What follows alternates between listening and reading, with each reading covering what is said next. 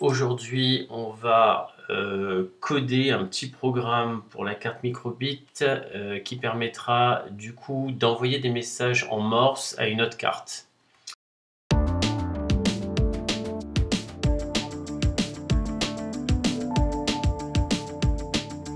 Alors, je vais pouvoir programmer directement la carte microbit sur Internet. Donc, je vais me rendre ici sur mon navigateur et je vais aller sur la page Make Code de Microbit.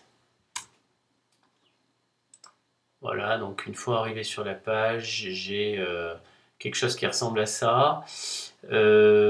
Ici, je suis directement sur la langue française. Si jamais vous arrivez sur une autre langue, vous avez le petit bouton ici en haut à droite qui permet de sélectionner sa langue.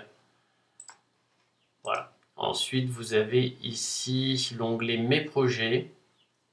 On va cliquer sur Nouveau projet. Et aujourd'hui, on va coder un petit programme pour la carte microbit qui permettra du coup d'envoyer des messages en morse à une autre carte. Donc je vais mettre un nom, par exemple coder en morse.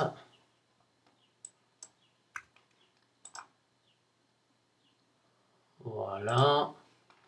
J'ai deux blocs qui sont présents ici à l'ouverture, je n'en aurai pas besoin, donc je vais pouvoir directement les supprimer en les faisant glisser. On est un petit peu comme sur du Scratch ici, hein.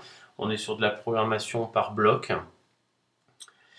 Et puis dans un premier temps, je vais aller dans l'onglet Entrée ici.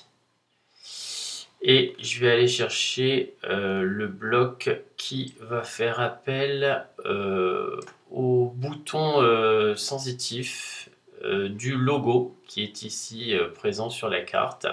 Donc lorsque j'aurai fait un appui court, puisqu'ici on est juste sur appuyer, un appui court sur mon logo, et je vais lancer une action.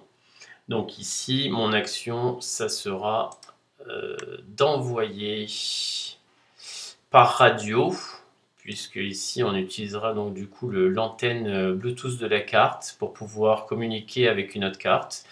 Donc d'envoyer ici un nombre par radio.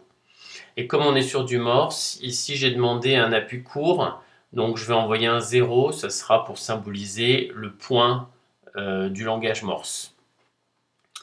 Alors je peux faire un clic droit avec ma souris et faire dupliquer ici mes blocs.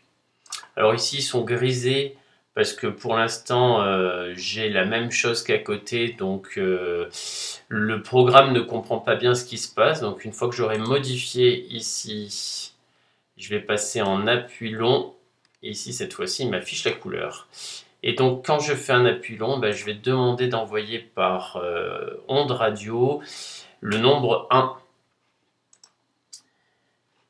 Et maintenant, je vais programmer la réception. Donc du coup, j'utiliserai ce bloc-là. Quand une donnée est reçue à l'aide de mon antenne Bluetooth, je vais recevoir une donnée. Cette donnée, ici, elle est marquée en anglais, Receive Number. Je vais aller dans mes blocs logiques. Et je vais prendre un bloc qui s'appelle « Si ma condition est vraie, alors » ou « Sinon ». Et du coup ici, je vais pouvoir transformer ce bloc-là en y incorporant ici ce petit bloc avec une donnée égale à une autre. Je vais prendre ma donnée reçue au niveau de mon nombre et je vais l'intégrer ici. Donc si la donnée que je reçois est égale à 0, alors on va afficher sur la carte le point. Et on va l'afficher à l'aide des diodes qui se trouvent ici dans l'onglet base. On a un bloc qui s'appelle montrer les diodes ou montrer les LED. Et nous, on va en sélectionner une. En cliquant sur les diodes, on peut les allumer ou les éteindre. Donc ici, j'en sélectionne une pour symboliser un point. Et je vais faire la même chose ici sur le sinon. Donc si je ne reçois pas un 0, bah, c'est que j'aurais reçu un 1. Et auquel cas, ça correspondra à un tiret de mon langage Morse. Donc j'afficherai ceci. Donc on a ici sur le côté notre simulation avec notre carte microbit. On en a une, mais quand je vais lancer ici la simulation, en appuyant sur mon bouton qui a été programmé, il va m'en afficher une deuxième puisqu'elle elle communique avec une deuxième carte. Donc si je fais un appui bref ici, j'ai bien mon point qui correspond à mon nombre 0 que j'ai envoyé par onde radio. Et si je fais un appui prolongé, c'est-à-dire environ 3 secondes, bah cette fois-ci j'ai mes 3 diodes qui s'allument. Donc là ça fonctionne bien. Par contre, bah, mon message il reste affiché. Donc nous, ce qu'on veut, c'est quand même d'effacer nos diodes à chaque fois. Donc on va ici aller chercher dans l'onglet base le petit bloc qui s'appelle effacer l'écran et on va venir le mettre ici à la fin. Donc ici, je peux retester. J'ai ma diode qui s'allume, qui s'efface. Je fais un appui long, j'ai mes 3 diodes qui s'allument et qui s'effacent. Donc là, on a bien codé en Morse. Alors le Morse, on peut envoyer un message en Morse en utilisant une lampe, par exemple, un message lumineux, un signal lumineux. Mais on peut aussi coder en Morse en envoyant un signal sonore. Donc ici, je vais aller dans l'onglet musique. Et je vais aller prendre le bloc qui va me demander de jouer une tonalité, middle C, pendant un certain temps. Et je vais dire que pour un point de mon langage Morse, je vais mettre un temps assez court. Je vais faire la même chose pour ma deuxième partie ici. Et cette fois-ci, je vais lui demander de me jouer cette tonalité sur un temps plus long. Alors ici, j'ai un petit haut-parleur qui est bloqué. Je le débloque. Je fais la même chose sur ma deuxième carte. Donc vous avez vu qu'ici, on vous a symbolisé un petit périphérique extérieur. Donc c'est la symbolisation de mon haut-parleur qui peut être connecté sur la carte. Bien qu'il y ait déjà sur la carte un haut-parleur déjà qui fonctionne sur la carte, qui est moins performant qu'un haut-parleur périphérique qu'on pourrait rajouter. Donc j'appuie sur mon bouton, un appui long, voilà. Donc ma simulation fonctionne bien. Ici la simulation se fait avec 2 cartes. Il conviendra donc de pouvoir télécharger ce programme sur toutes les cartes qui veulent communiquer l'une avec l'autre. Donc si cette carte-là est émettrice, la carte que j'aurai en bas reçoit mon message, c'est donc la carte réceptrice, et inversement, si j'envoie ici un signal, elle est reçue par la deuxième carte.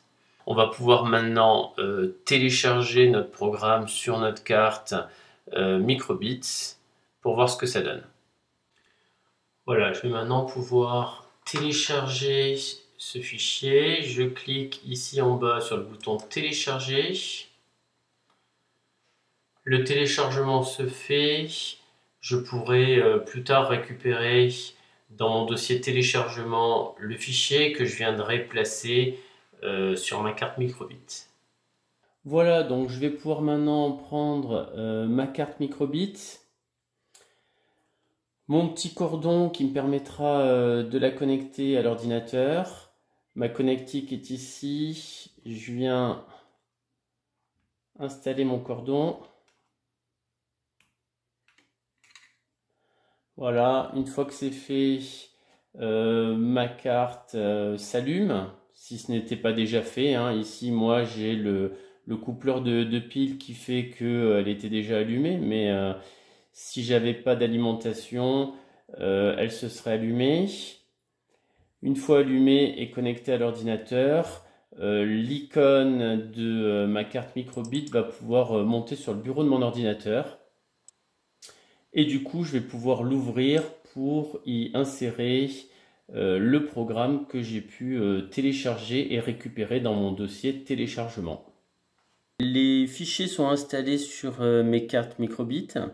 Je vais pouvoir vérifier si mon programme fonctionne. Donc ma première carte ici, je vais m'en servir comme carte émettrice.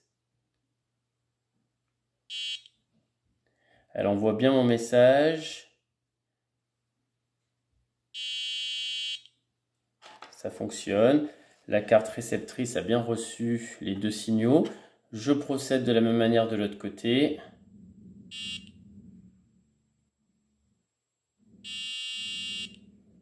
Voilà, ça fonctionne bien, aussi bien dans un sens que dans l'autre. Vous savez maintenant comment programmer une carte microbit pour pouvoir coder en Morse.